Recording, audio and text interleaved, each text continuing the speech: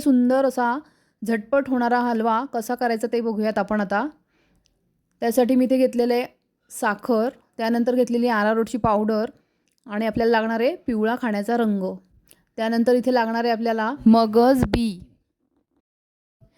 तर इथे आपण एक घेणार आहोत कढई. कढईमध्ये आपल्याला घालायचं आहे अरारोटचं पीठ. तर इथे मी एक मोठी वाटीभर अरारोटचं पीठ घेतलेलं आहे.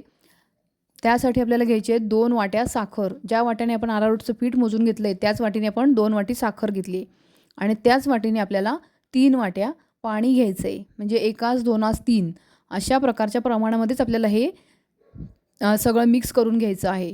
तर एका कढईमध्ये आपण हे आता सगळं काढून घेतलेलं आहे. ते आता आपल्याला चमच्याच्या साहाय्याने व्यवस्थित ढवळून घ्यायचं आहे.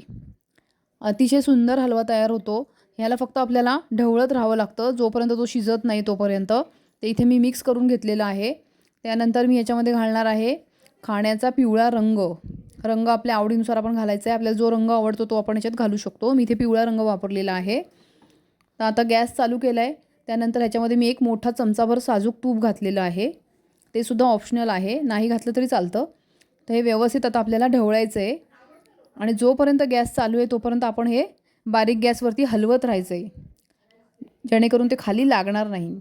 त्यानंतर आता 10 मिनटं झालेले आहेत. मी हलवत ठेवलं होतं.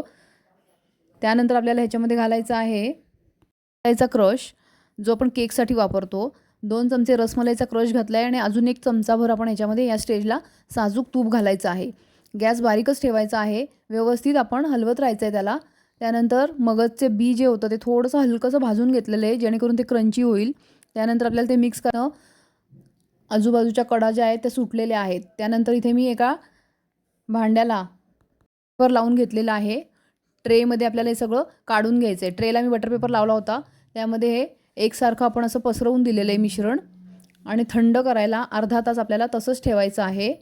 तर त्याच्यावरती मी थोडंसं मगजचं बी डेकोरेशनसाठी आपण आपल्याला जर बदामाचे काप, मगज बी किंवा थोडं पाकळ्या आपल्याला जे आवडत असेल त्याप्रमाणे आपण याला मस्तपैकी सजावट करू शकतो. तशा प्रकारे तयार आहे घरच्या घरी झटपट होणारा अतिशय सुंदर चवीचा बॉम्बे कराची हलवा.